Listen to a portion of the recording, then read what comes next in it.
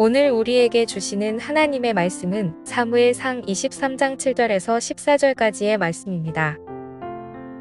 한편 다윗이 그일라에 들어왔다는 소식이 사울에게 전해지니 사울이 외쳤다. 이제는 하나님이 그 자를 나의 손에 넘겨주셨다. 성문과 빗장이 있는 성읍으로 들어갔으니 보관에 든 쥐다. 그래서 사울은 군대를 소집하여 그일라로 내려가서 다윗과 그의 부하들을 포위하게 하였다. 다윗은 사울이 자기를 해치려고 음모를 꾸미고 있다는 사실을 알고서 제사장 아비아달에게 에봇을 가져오게 하였다. 다윗이 하나님께 아뢰었다. 주 이스라엘의 하나님, 사울이 나를 잡으려고 그일라로 와서 이 성읍을 멸망시키기로 결심하였다는 소식을 이 종이 확실하게 들었습니다. 그일라 주민이 나를 사울의 손에 넘겨주겠습니까? 이 종이들은 소문 그대로 사울이 내려오겠습니까? 주 이스라엘의 하나님, 이 종에게 대답하여 주십시오. 주님께서 대답하셨다. 그가 내려올 것이다. 다윗이 다시 한번 여쭈었다. 그일라 주민이 정말로 나를 나의 부하들과 함께 사울의 손에 넘겨주겠습니까? 주님께서 대답하셨다. 넘겨줄 것이다. 그래서 다윗은 600명쯤 되는 부하를 거느리고 그일라에서 벗어나 떠돌아다녔다. 다윗이 그일라에서 빠져나갔다는 소식이 사울에게 알려지니 사울은 출동하려다가 그만두었다.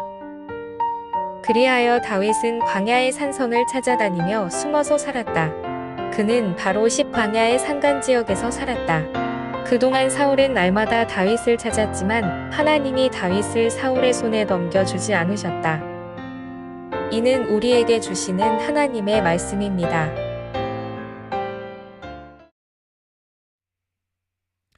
네, 그 다윗 성우가 좀 이상하죠, 목소리가. 네, 다윗 성우도 좀 이상하고 이게 그 인공지능 그 아나운서라고 할까요? 인공지능 그 내레이터가 이제 읽는 건데 아직도 이제 기술이 많이 발전되어서 그래도 많이 비슷한 부분은 있는데 아직 조금 어색한 부분이 좀 남아 있습니다. 이 기술들은 아마 계속 이렇게 제가 처음 썼을 때보다 확실히 많이 발전이 됐긴 했더라고요. 계속해서 이제 데이터들을 수집하고 하면서 이제 점점 좋아지고 있긴 한데, 네, 제가 요즘에 그 영상을 제작하거나 할 때 좀 많이 쓰는 기술이기도 하고, 특별히 또 성경을 낭독할 그 내레이터를 구하기가 쉽지 않아서 네, 이렇게 사용을 해봤습니다. 네. 조금 어색하더라도 그래도 이제 성경을 이렇게도 읽을 수 있겠구나라고 생각하시면서 봐주시면 좋을 것 같습니다. 제가 저작권을 최대한 건드리지 않고 어떻게든 컨텐츠들을 좀 제작하려고 하다 보니 이렇게 뭐 요즘에 성경 읽어주는 그 내레이션 그 바이블 같은 것들도 많이 있고 하는데 드라마 바이블 같은 거요 있긴 하는데 네, 그분들이 이미 벌써 하신 게 있는데 그분들의 노고를 제가 이렇게 무단으로 막 사용하는 것은 좀 아닐 것 같아서 저는 저 나름대로 이런 식으로 한번 해봤습니다. 네. 앞서 말씀드린 것처럼 지금 저희는 이 사순절 기간 동안에 공감한 시내라고 하는 이 프로젝트를 하고 있습니다. 이 공감은 어떤 거에 대한 공감이냐? 우리 마음의 그 병을 갖고 계신 분들, 공황장애나 우울증, 뭐 불안장애, 폐쇄공포증, 뭐 여러 가지 다양한 그런 마음의 병들을 갖고 계신 분들과 공감하면서 또 그분들의 편에 서서 또 같이 해나가는 그런 시간이기도 하고요. 또 이 기간 동안에 저희가 준비된 그런 헌금들은 저희 우크라이나를 위해서 같이 함께 또 사용하려고 좀 생각하고 있습니다. 네, 일부러 제가 요 유채꽃이 있는 밭 이렇게 배경으로 해놨는데 여기 보니까 우크라이나 좀 국기 같더라고요. 그래서 일부러 이렇게 또 배경을 한번 잡아보았습니다. 아직도 좀 평화의 소식이 들리지 않고 있는데 오늘 말씀과는 조금 별개이지만 다른 이야기지만 그래도 위에서 여러분들이 같이 기도해 주시면 좋겠습니다. 네, 우리 종종 그 믿음이라는 그 미명 아래에 자신의 고집을 밀어붙이는 경우들이 굉장히 많이 있습니다. 오늘 제가 가지고 온 그 함께 나눈 사도의 사무엘상에서 나온 그 사울의 모습도 사실은 그와 비슷하다라고 얘기할 수 있을 것 같습니다. 잠시 제가 그 성경의 내용을 좀 소개를 해드리면 우리가 잘 아는 것처럼 다윗이 오랫동안 사울의 그 미움을 받아서 도망을 다녀야 했죠. 사울이 얼마나 미치광이처럼 다윗을 잡는 일에 몰두해 있었는지 심지어 이제 종교계의 지도자인 그 제사장들까지도 그 하루 만에 80명이 넘는 그 제사장들을 다 처단해 버리는 그러한 만행을 저지르기에 이릅니다. 오늘 말씀은 바로 이제 그 사건, 그 노베에 있었던 그 제사장들을 다 처단하고 난 뒤에 있었던 그 이야기들을 우리 가운데 보여주고 있습니다. 다윗이 이게 도망하고 있는 중에 그일라라고 하는 그 마을이 블레셋에 의해서 약탈당하고 있다라는 이야기를 듣게 돼요. 같은 동족이 이제 약탈을 당하고 있으니까 다윗으로서는 좀 마음이 쓰일 수밖에 없겠죠. 그래서 도와주러 가고 싶은데 본인 코도 지금 석자잖아요. 자기도 지금 도망하고 있는 그런 상황인데 그런데 그가 그냥 지나칠 수 없고 또 함부로 또 전쟁에 나갔을 때 이것이 과연 하나님의 뜻인지 알기 어려워서 그가 하나님께 기도를 합니다. 에봇을 가지고 왔다라고 했는데 이것은 이제 하나님 앞에 뜻을 물었다라고 그렇게 생각을 하시면 될 것 같아요. 에봇을 가지고 와서 하나님께 이제 뜻을 묻습니다. 그때 이제 하나님께서 그일라 주민을 구해주어라라고 이제 말씀을 하셔서 이제 다윗이 그일라에 들어가서 블레셋 사람들을 물리치고 그일라 주민들을 이제 구해주게 되죠. 한편 이제 이 소식을 들은 사울은 굉장히 쾌재를 부릅니다. 왜냐하면 그를 잡을 기회가 생겼다고 생각한 거예요. 그일라라고 하는 성읍이 지금 어떻게 생겼는지 제가 정확하게 알지는 못하지만 사울이 이렇게 쾌재를 부를 만큼 그일라라는 성읍은 아마도 아마도 도망자를 포획하기에는 굉장히 좋은 그런 성읍이었던 것 같습니다. 그런데 이 사울이 그렇게 생각을 하면서 했던 그 말이 있어요. 이 말이 참 기가 막힌데요. 어떤 말이냐면요. 하나님께서 자신에게 다윗을 잡으라고 넘겨주셨다라고 그렇게 이야기를 하는 거예요. 하나님께서 자신에게 다윗을 잡으라고 넘겨주셨다 이렇게 이렇게 이야기하고 있다는 거죠. 사울이 본인 생각에 그냥 그일라야말로 다윗을 잡기 좋은 곳이다라고 이렇게 이야기를 했으면 저희가 그렇게 크게 신앙적으로 문제될 게 없다라고 생각할 텐데 그런데 이 사울은 지금 신앙을 빙자해서 자신의 믿음을 빙자해서 그리고 하나님을 운운하면서 다윗을 잡을 기회에 대해서 이야기를 하고 있는 거죠. 우리는 그의 이 말을 들으면서 믿음의 고백이다라고 그렇게 생각하지 않습니다. 사울의 집착과 고집이 담긴 그런 고백이다라고 이야기할 수밖에 없겠죠. 자기 합리화 이런 것들이 이제 담겨 있는 그런 거예요. 어쩌면 사울이 일부러 그랬을 수도 있겠다라는 생각도 좀 해보는 게 뭐냐면 바로 앞서서 자기가 그 노베에 있는 제사장들을 다 죽였잖아요. 그러니까 아마 백성들을 볼 때 이 사울에 대해서 사람들은 이 사울은 정말 하나님을 떠난 사람이다. 비신앙적인 사람이다. 우리가 이런 사람을 과연 믿고 따라갈 수 있을까? 아직 그 사울 왕 시대 때는 완전한 왕의 통치라기보다는 신정 통치에 조금 더 가까운 그런 시대였었기 때문에 아직 사울의 왕권이 완전하지 않았잖아요.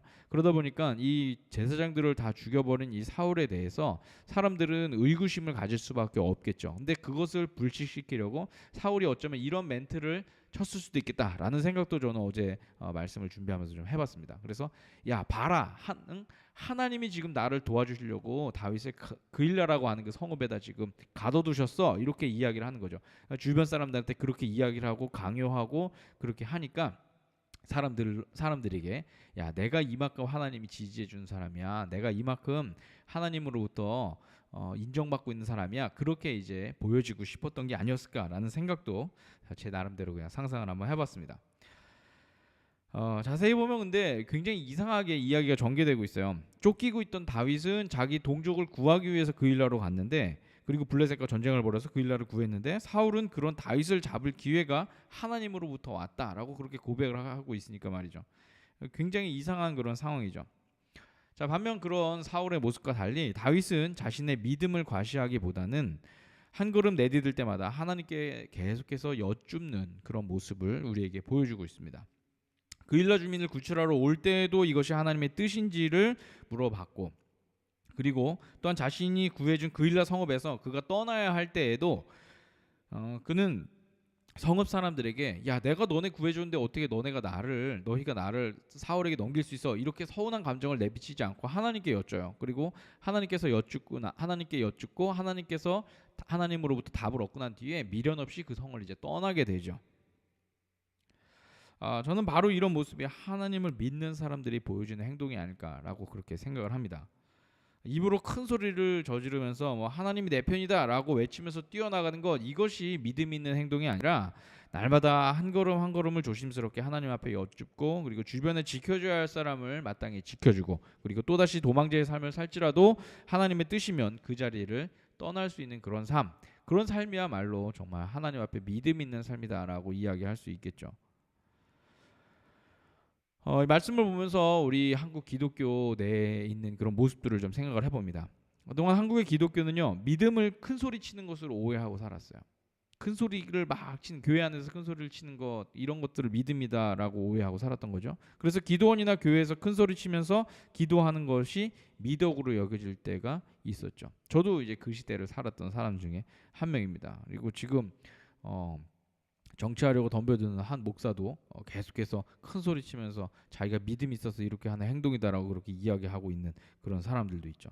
하나님을 막 운운하면서 이런 사람들, 이 운운하면서 사는 사람들을 교회 내에서 믿음 있는 사람이다라고 그렇게 막 대우해주고 그랬던 거예요. 반면 이런저런 사정으로 인해서 교회 안에서 주눅 들어 있고 별 목소리를 내지 못하는 사람들에 대해서는 믿음이 없는 사람으로 치부해 버리기도 합니다. 그리고 이런 모습들이 만연해지자 교회 안에 강한 사람은 믿음 있는 사람, 약한 사람은 믿음 없는 사람이라고 하는 이상한 도식이 세워지기도 했죠. 그래서 사업이 잘 되면 믿음 있는 사람, 사업이 잘 안 되면 믿음이 없는 사람, 자녀가 잘 되면 믿음 있는 사람, 자녀가 잘 안 돼서 움츠러 있는 사람은 믿음이 없는 사람, 이렇게 이제 생각을 하는 거예요. 그러다 보니 교회 안에서 우러러볼 대상만 있고 마땅히 돌보아야 할 대상은 눈에 들어오지 않는 그런 상황이 된 것이죠. 이런 이야기를 담은 영상 한 편을 본 뒤 계속해서 오늘 말씀을 이어가도록 하겠습니다.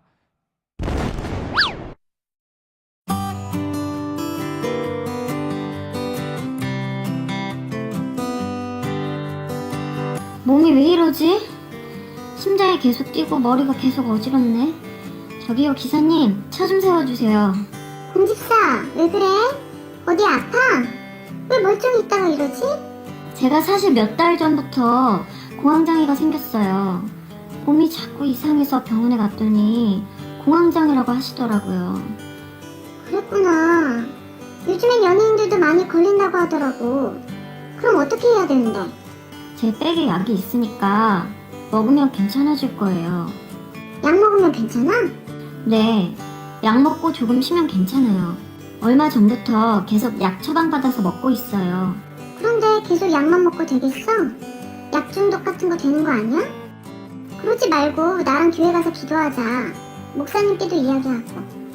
아, 내일 다낫는 교회에 손대면 성교사님이 오신대. 왜 손만 대면 골절상도 낫게 하시는 분 있잖아. 그분 부흥회에 가서 믿고 기도하면 다 나을 거야. 아, 네. 그런데 제가 아직 마음이 안 내키네요. 지금은 그냥 조용히 혼자 기도하면서 살고 있어요. 여러 사람이 모인 곳 가는 것도 힘들고 해서요. 목사님께도 그렇게 말씀드렸어요. 아니, 그것도 좋은데 그래도 조용히 기도한다고 병이 낫겠어? 성경에도 하나님께서 부르짖으라고 말씀하시잖아. 부흥회 같은 데 가서 간절하게 부르짖으면서 기도해야 하나님께서 들어주시지. 아니에요. 일단 병원에서 주는 약 먹으면서 인지행동 치료를 병행하면 많이 좋아질 거예요. 좋아지면 부흥회도 각오할게요. 공집사, 너무 병원 믿지 마. 공황장애라는 것도 결국 마음의 병인데 믿음을 갖고 기도해야 낫지. 약만 먹는다고 되겠어? 자기가 요 근래 이런저런 일 때문에 힘들어서 공황장애도 생긴 것 같은데 그런 것들도 다 하나님께 맡기는 믿음을 가져야 공황장애도 이겨낼 수 있는 거야. 네, 제가 믿음이 부족한가 봐요. 그래도 일단 힘들어서 부흥회는 안 갈래요. 그냥 집사님도 저 위해서 기도해주세요. 기도야 하지. 그래도 본인이 믿음이 있어야 낫지. 하나님보다 병원을 더 믿으면 어떻게 병이 낫겠어.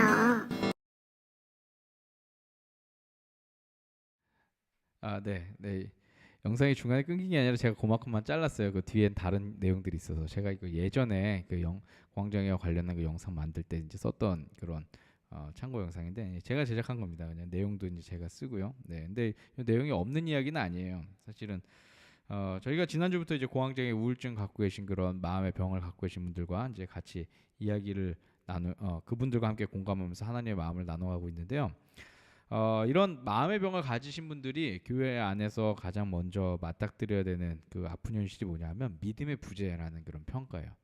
믿음의 부재. 믿음이 없구나. 아니면은 좀 더 기도해야지. 뭐 이런 이제 평가라는 거죠.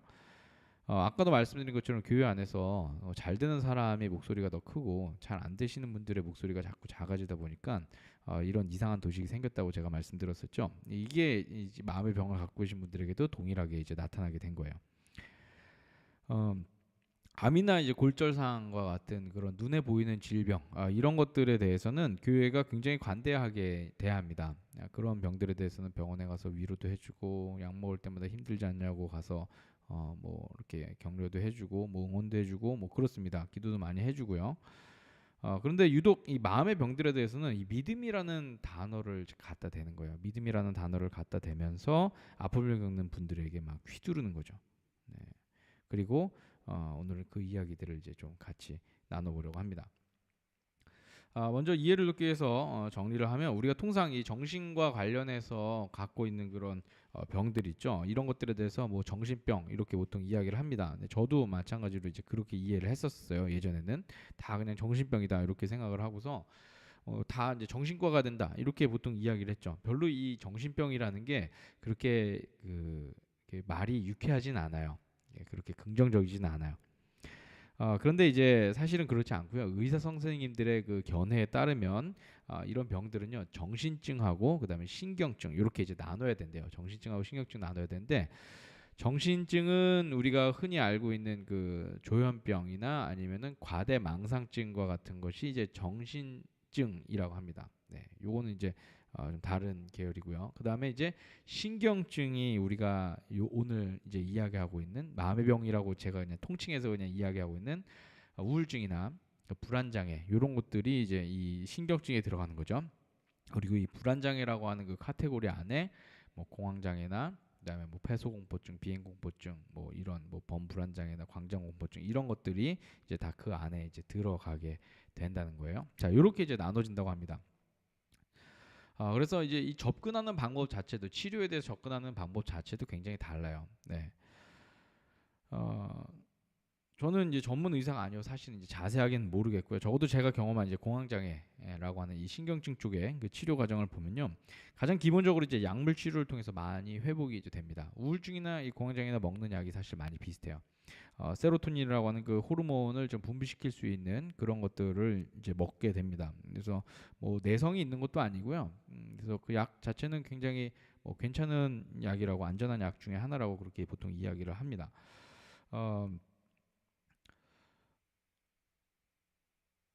그리고 이제 그 이외에도 이제 신경증 계통의 그 병들을 치유하기 위해서 인지행동 치료나 뭐 상담 치료 뭐 이런 것들도 이제 병행해서 같이 치료를 해나가는 경우도 굉장히 많죠.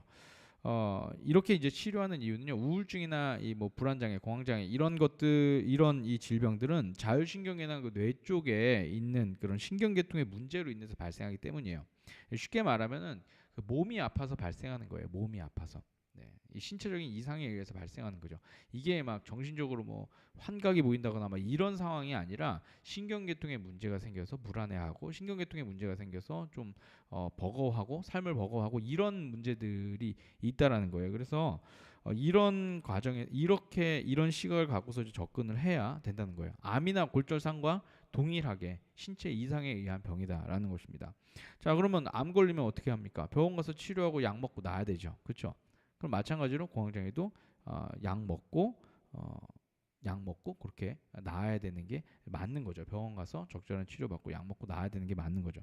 근데 이걸 잘 모르시는 분들은 공황 증상으로 이제 불안해하는 그런 사람들이나 우울증으로 힘들어하는 사람들을 보면서 뭐 기도가 부족하다 그래요. 야, 너 마음이 그렇게 약해서 어떡하냐? 기도가 부족하다. 막 이렇게 이야기를 합니다. 그리고 뭐 의지가 약하다. 뭐 믿음이 없어서 불안해하다. 뭐 심하게는 병원에서 처방하는 약을 버려야 된다. 막 이렇게 말씀하시는 분들도 있어요. 목사님들 중에도 많이 계세요. 사실은. 그분들의 뭐 본 마음이야 이거겠죠. 그 자기가 아끼는 성도나 아니면은 뭐 자기가 아끼는 이웃이 좀 잘 나았으면 좋겠다라는 그런 생각으로 그렇게 이제 말씀을 해주시는 거겠지만, 병에 대한 무지로 인해서 마땅히 돌봄을 받아야 할 사람들, 그리고 마땅히 이제 치료를 받고 존중을 받아야 될 사람들에게 도리어 믿음이라는 말이 이제 폭력이 된다라는 거예요. 네, 그래서 이 부분 때문에 오늘 제가 이제 오늘 말씀을 같이 나누는 겁니다.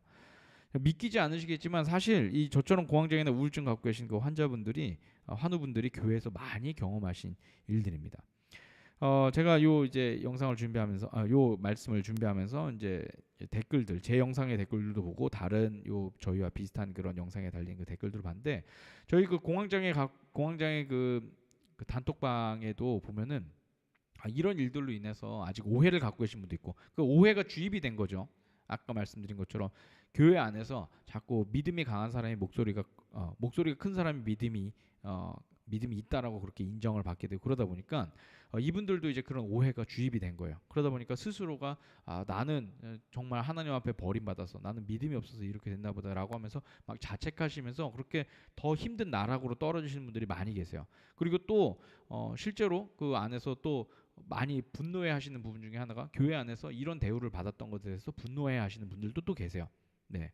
동일한 사안에 대해서 어떤 분들은 마음에 깊은 상처를 받고 어떤 분들은 교회로부터 크게 이제 상처를 받아서 또 이분들은 교회를 등지려고 하는 그런 마음들도 있다라는 거예요. 뭐 원하고 바라고 기도합니다라고 하는 그 찬양을 쓰신 그 민호기 목사님이라는 분이 계세요. 이제 그분도 공황장애를 좀 앓고 계셨대요. 공황장애를 갖고 계셨는데 이제 그분이 이제 그 CBS 새롭게 하소서에 나와서 이제 간증을 하신 영상이 있어요. 여러분들 나중에 혹시 기회 되시면 한번 찾아보셔도 좋을 것 같아요. 근데 이제 많이 길게 얘기하지 않았는데 이제 공황장애를 갖고 계신 그 환우분 중에 한 분이 그 영상을 보시면서 좀 위로가 되셨나 봐요. 그래서 그 밑에 이제 댓글을 다셨는데 이렇게 댓글을 다셨더라고요. 저도 공황장애 환자입니다. 말씀을 들으니까 많은 위로가 되네요. 하나님을 믿는 자가 그런 병에 걸리면 안 된다고 생각했는데 치료받는 지금 이 환경도 주님이 주신 좋은 것이라는 생각이 드네요. 감사합니다. 이렇게 이제 말씀을 나눴어요. 자, 이분도 이제 그렇게 주입이 됐던 거죠. 하나님을 믿는 자가 그런 병에 걸리면 안 된다. 그런 병에 걸리면 안 된다. 이렇게 이제 나온 거예요. 네, 그런 병에 걸리면 안 된다. 이 병은 마치 사탄이 준 병이고 이 병은 마치 믿음 있는 자로서는 절대 가지면 안 되는 그런 병이고 이렇게 이제 치부가 되기 시작하면 그렇게 이제 교회 안에 문화가 그렇게 자리 잡고 나니까 이 질병에 대해서 또 바르게 바라볼 수 있는 그런 시선이나 그런 능력들이 이제 사라지게 된 케이스입니다. 그래도 다행히 이제 이런 목사님들 통해서 이제 커밍아웃이 되고 그리고 그분들을 통해서 이제 말씀들이 좀 바르게 나아가니까 좀 더 좋은 이렇게 상처받았던 분들이 좀 치유받는 그런 일들이 좀 많이 계신 것 같아요. 제 영상에도 이제 댓글을 달아주신 분들 몇 분 사연을 좀 보면요, 그 홍모모 분이십니다. 이분은 이제 실명으로 쓰셔가지고 제가 이제 말씀을 이렇게만 할게요. 14년 전에 처음 공황장애가 왔을 때 음악 좀 틀으면서 할까요?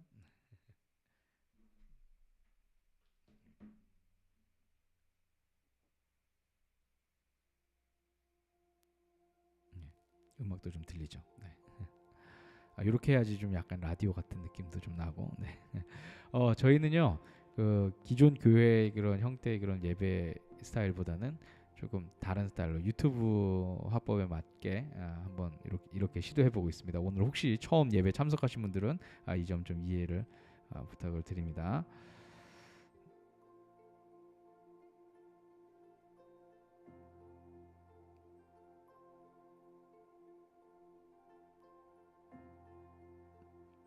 네. 홍모모님께서 이제 말씀을 하셨는데요. 13년 전 처음 공황장애가 왔을 때 짧게 약을 복용하고 두려움을 참으며 거의 약 없이 지냈어요. 그때 교회 안수 집사님이 믿음 좋은 사람은 공황장애가 오지 않는다는 말씀을 다른 분께 한 걸 전해드리며 약간의 상처도 받았고요. 그러니까 이분은 이제 본인이 공황장애 있어갖고 이제 이야기를 했는데 처음에 약을 이제 짧게 복용하고 이제 그 다음에 약을 안 복용하신 거예요. 제가 상황을 보니까 그래요. 저도 비슷했어요. 저도 이제 처음에 약을 복용하다가 그 다음에 약을 복용 안 했는데 왜 그랬냐면 이제 믿음이라는 것 때문에 이제 복용을 안 했어요. 약 먹으면 왠지 이게 제가 약한테 의지하게 될 것 같고 하나님을 의지하지 않는 것 같아서 하나님 앞에 죄송스러워서 제가 약을 안 먹었었거든요. 이분도 이제 약간 비슷한 케이스인 것 같아요. 그때 이제 교회 안수 집사님이 감리교에서 이제 권사님쯤 되시죠. 네, 이분이 이제 믿음 좋은 사람은 공황장애가 오지 않는다 말씀을 본인한테 직접 하진 않으셨고 다른 사람한테 이제 했는데 그걸 이제 전해 들은 거예요. 자, 그걸 전해 듣고 나니까 이제 상처를 받았어요. 본인의 믿음에 대해서 평가를 받는 거죠. 우리 믿음의 게이지가 어디 보이나요? 네, 저는 안 보이는 것 같은데 보이나 봐요. 이런 분들은 아무튼 이제 약은 효과가 있어서 지금은 거의 정상 생활을 했고요. 이게 굉장히 중요한 포인트죠. 약 먹고서 다시 이제 정상적인 생활을 한 거예요. 그리고 오늘 유튜브를 통해서 말씀을 듣는데 또 다른 믿음이 있다라고 하시는 그 사역자님께서 공황장애나 우울증을 너무 쉽게 말하고 믿음 없는 자가 걸리는 것처럼 말씀하셔서 또 다시 이제 상처를 받았다라고 이렇게 이야기를 하십니다. 저도 그런 대우를 좀 많이 받아봐서 어떤 느낌인지 좀 알 것 같습니다. 그리고 영상을 찾다가 저의 영상을 보니까 위로가 되네요. 모든 병을 쉽게 판단하는 것도 잘못이라는 생각이 들어요 라고 하면서 이렇게 이제 글을 남겨주신 분들이 계세요. 제가 왜 이렇게 말씀을 같이 나누는지 아시겠죠? 우리 기독교인들의 그 생각과 그 믿음이라고 하는 그런 오해들에 대해서 우리가 좀 깨버려야 될 부분들이 좀 많이 있어서 이렇게 오늘 같이 함께 말씀을 나눕니다. 특히 이제 이 사순절 때 누구보다 예수님에 대해서 많이 생각을 해야 할 이때에 과연 주님께서 이 땅 가운데 오셔서 함께 하시고자 했던 사람들은 누구였는지, 그리고 주님께서 이 땅 가운데 오셔서 부숴버리고자 하셨던 것들은 무엇이었는지, 그것들을 좀 생각을 해봐야 되겠죠. 오늘 지금 우리 안에 잘못 고착되어 있는 교회의 권력 하나, 아니면 교회의 이런 고정된 그런 믿음의 한 그 이론들은 많은 사람들에게 지금 피해를 주고 있고요. 또한 여러분들의 신앙도 건강하게 잘 자라지 못하게 하는 그런 부분들도 있습니다. 그래서 우리가 예수님께서 과연 어떻게 생각을 하시는지를 좀 생각을 해볼 필요가 있어요. 예수님께서 싸우셨던 그 모습, 그 대상들의 그 모습이 오늘 우리가 갖고 있는 그 신앙 안에서 나타난다면 마땅히 우리도 깨버려야 되는 부분이죠. 계속해서 또 말씀을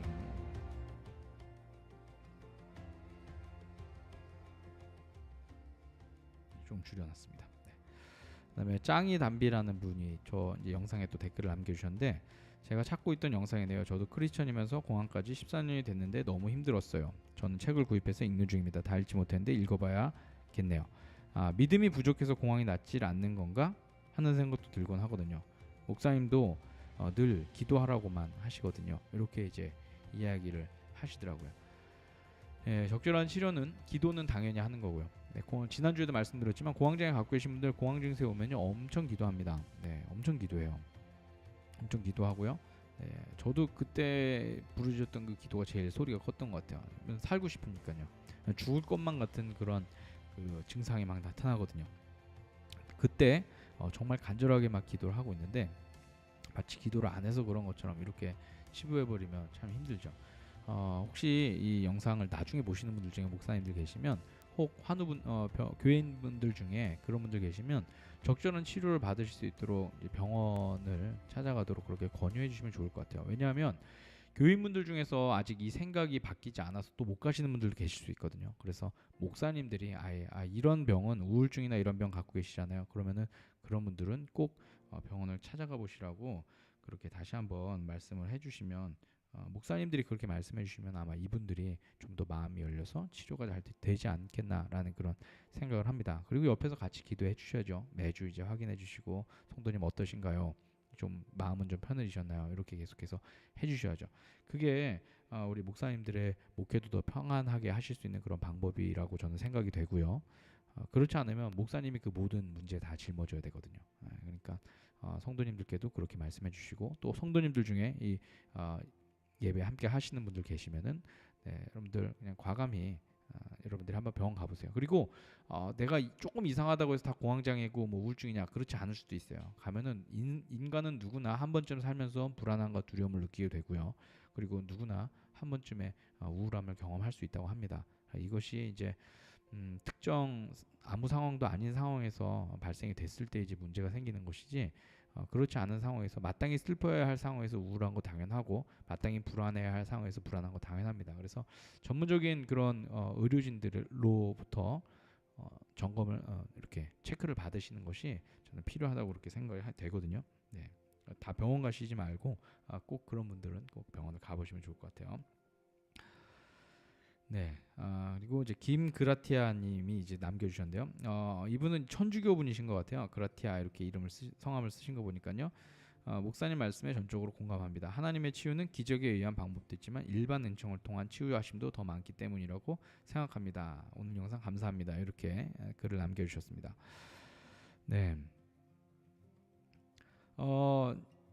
네, 천주교분 맞네요. 일반 은총 이렇게 말씀하시는 거 보니까 맞네요. 네, 우리가 기적에 의해서 기도를 하는 이유는 뭘까요?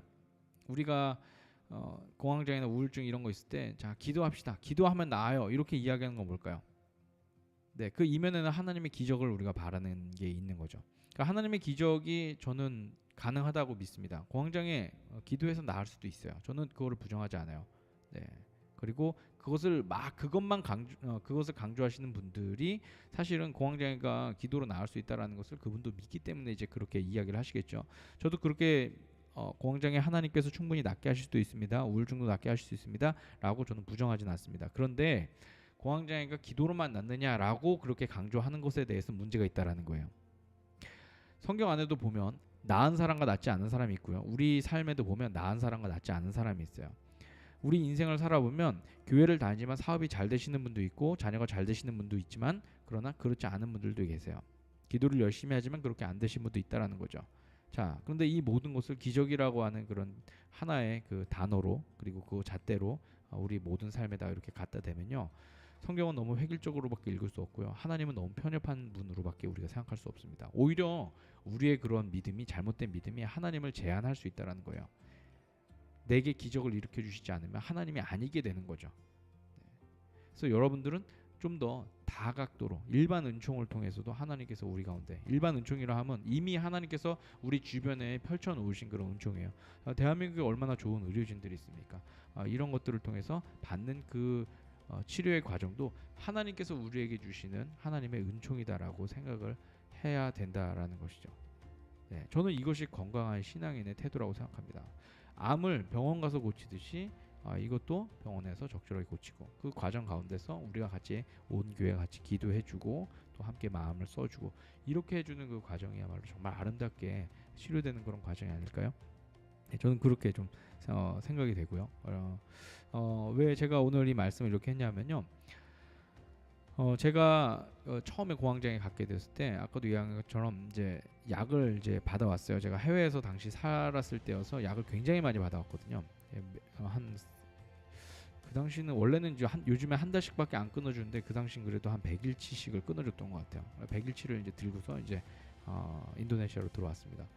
그래서 근데 이제 자주 먹지는 못했어요. 왜냐하면 먹으면 너무 졸려서 새벽 기도를 못 나갈 것 같아서 그것 때문에 자주 먹지 못하고 정말 어쩌다 한 번씩 이렇게 먹었습니다. 그러다 보니까 이제 호전될 기미가 보이지 않았죠.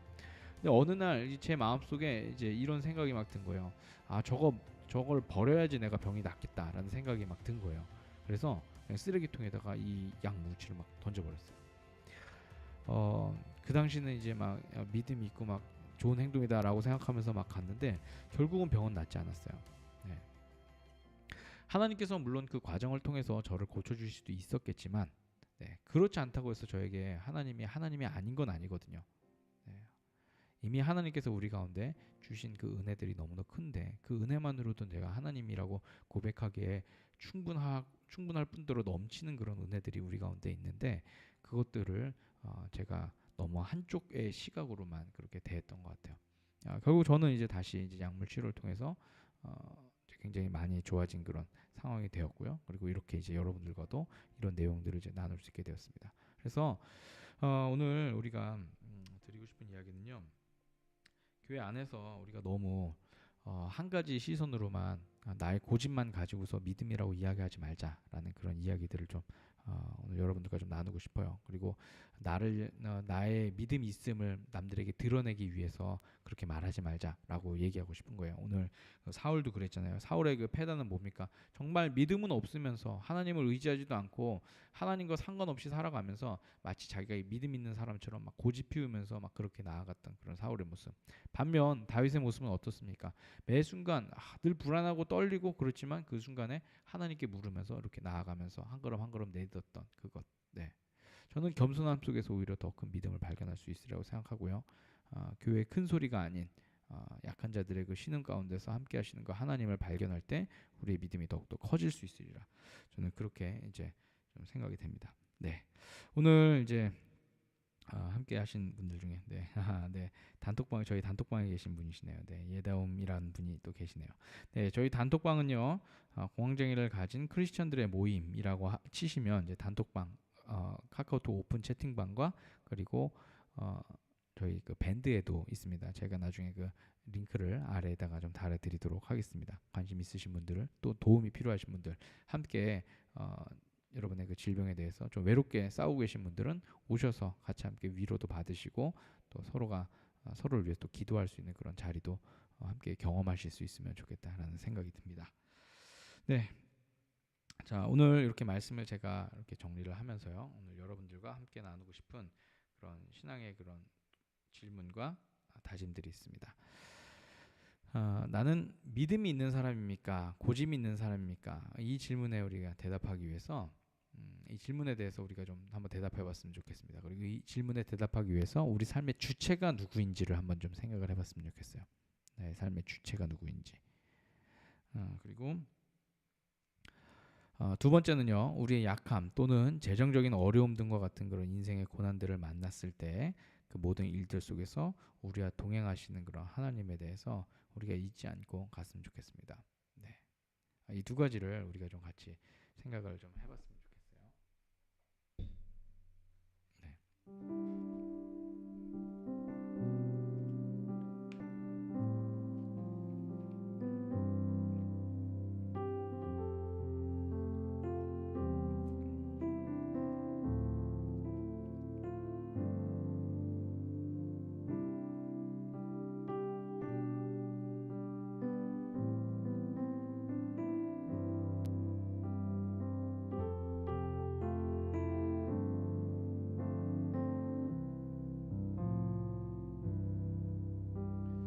네, 어떻습니까? 좀 말씀이 좀 정리가 좀 되실까요?